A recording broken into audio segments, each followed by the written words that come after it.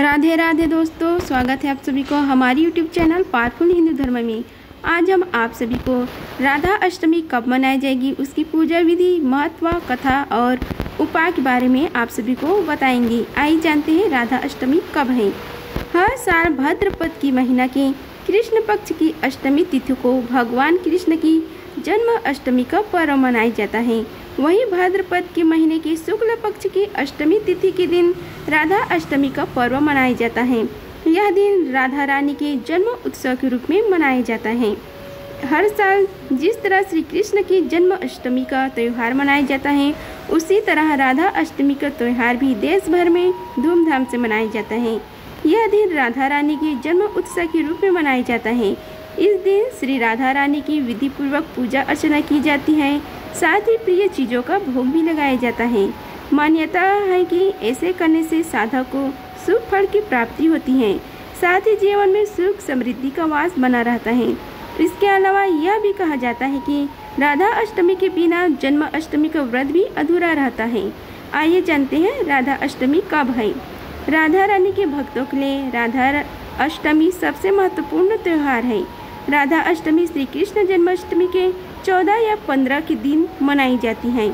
हिंदू वैदिक पंचांग के अनुसार इस साल भाद्रपद महीना के शुक्ल पक्ष की अष्टमी तिथि 10 सितंबर मंगलवार को रात 11:11 से शुरू हो रही है और इस तिथि के समापन 11 सितंबर बुधवार को रात 11:40 पर होगा। उदय तिथि के अनुसार राधा अष्टमी का पर्व 11 सितंबर को मनाया जाएगा। इसकी पूजा विधि के बारे में आप सभी को बताते हैं। आइए जानते हैं राधा अष्टमी की पूजा विधि के बारे में। सबसे पहले आप पानी में गंगा जल मिलाकर स्नान करें। उसके बाद भगवान श्री कृष्ण और राधा जी का जल से अभिषेक करें। माता का पंच अमृत सहित गंगा जल से अभिषेक करें। अब राधा रानी जी को लाल चंदन, लाल रंग के फूल और श्रृंगार का सामान अर्पित करें। मंदिर में घी का दीपक प्रज्वलित करें। संभव हो तो व्रत रखें और व्रत लेने का संकल्प करें। व्रत कथा का पाठ करें। श्री राधा चालीसा का पाठ करें। पूरी श्रद्धा के साथ भगवान श्री कृष्ण और राधा जी की आरती करें। माता को खीर का भोग अवश्य लगाएं। अंत में क्षमा प्रार्थना करें। अब इसके महत्व के बारे में आप सभी को बताते हैं। इस दिन विवाहित महिलाएं संतान सुख और अखंड सौभाग्य की प्राप्ति के लिए व्रत रखती हैं। पौराणिक कथा के अनुसार जो लोग राधा रानी जी को प्रसन्न कर लेते हैं, उनसे भगवान श्री कृष्ण अपने आप प्रसन्न हो जाते हैं। कहा जाता है कि व्रत करने से घर में माँ लक्ष्मी आती हैं और मनोकामनाएं पूरी होती हैं। राधा रानी के बिना भगवान श्री कृष्ण की पूजा भी अधूरी मानी जाती है। पौराणिक कथा के अनुसार भाद्रपद के शुक्ल पक्ष की अष्टमी तिथि को वृषभानु की पत्नी कृति ने राधा जी को जन्म दिया था। वृषभानु और उनकी पत्नी कृति ने पिछले जन्म में कठोर तप किया था, जिसके प्रभाव से इनके घर में माँ लक्ष्मी देवी राधा जी के रूप में प्रकट हुई। इसके अलावा भगवान श्री कृष्ण के बिना राधा जी अधूरी हैं और राधा जी के बिना श्री कृष्ण।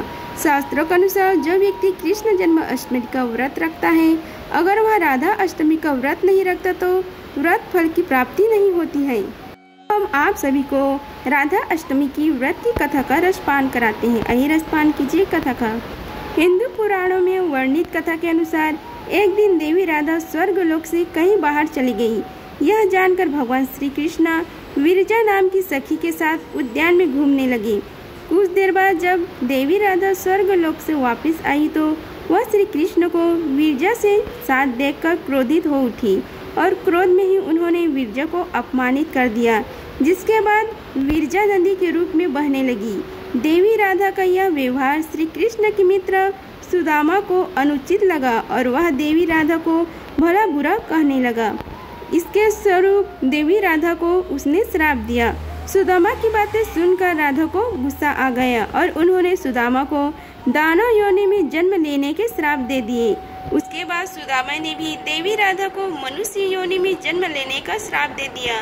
शिव पुराण की कथा के अनुसार देवी राधा के श्राप के कारण सुदामा ने संचूर्ण दानव के रूप में जन्म लिया, जिसका वध भगवान शिव के हाथों में हुआ था।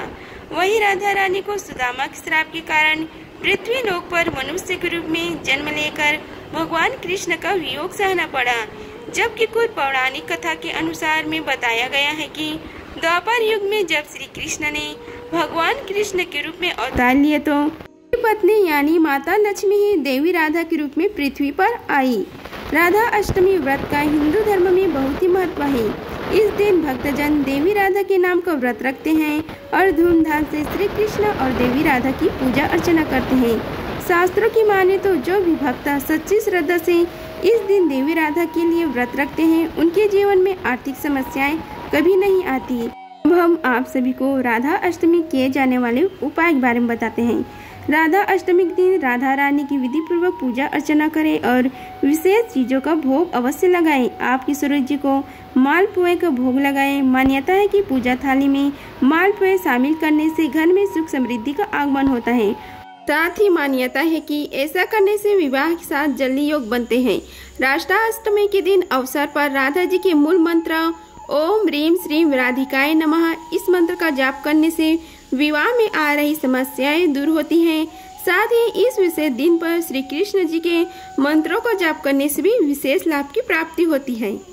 अष्टमी के दिन दान पुण्य का विशेष महत्व है। इस विशेष दिन पर जरूरतमंद लोगों को उड़द दाल, वस्त्र और धन का दान करने से भी जीवन में आ रही सभी समस्याओं से छुटकारा मिलता है और सुख समृद्धि की भी प्राप्ति होती है। शास्त्रों के अनुसार राधा अष्टमी के शुभ अवसर पर राधा रानी और भगवान श्री कृष्ण को गुलाब का ताजा पुष्प अर्पित करने से विशेष लाभ की प्राप्ति होती है। साथ ही मान्यता है कि ऐसा करने से विवाह के जल्दी योग बनते हैं। राधा अष्टमी के दिन तिल का दान गुप्त रूप से करें। आप उड़द की दाल, काले कपड़े और लोहे के भी दान कर सकते हैं। इस बात का खास ध्यान रखें कि कुंवारी कन्याएं श्रृंगार से जुड़े सामान का दान भूलकर भी न करें। कुंवारी कन्याओं की विवाह में अगर अड़चन आ रहे हैं तो आप राधा अष्टमी के दिन ओम ह्रीम श्री राधिकाय नमः मंत्र का जाप करें। इससे अगर आपके विवाह में कोई भी समस्या आ रही तो वह उससे छुटकारा मिलती है। सफलता प्राप्ति के लिए राधा अष्टमी के दिन राधा रानी की पूजा करें और उन्हें गुलाबी वस्त्र अर्पित करें। साथ ही इस मंत्र का 11 बार जाप करें।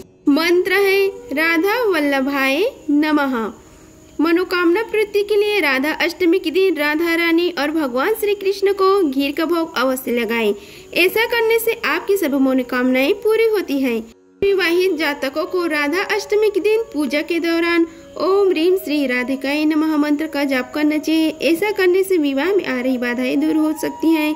वहीं अगर आप प्रेम विवाह करना चाहते हैं तो इसके लिए राधा अष्टमी के दिन ओम क्लीम कृष्णाय गोपीजन वल्लभाय स्वाहा मंत्र का जाप करें। आपको इस मंत्र को कम से कम 5 माला जाप करनी चाहिए। अगर आप सभी को हमारी वीडियो अच्छी लगी होगी तो वीडियो को लाइक कीजिए, चैनल को सब्सक्राइब कीजिए और कमेंट बॉक्स में जय श्री राधा लिखिए। धन्यवाद। मिलते हैं अगले वीडियो में, तब तक के लिए जय श्री राधा कृष्णा।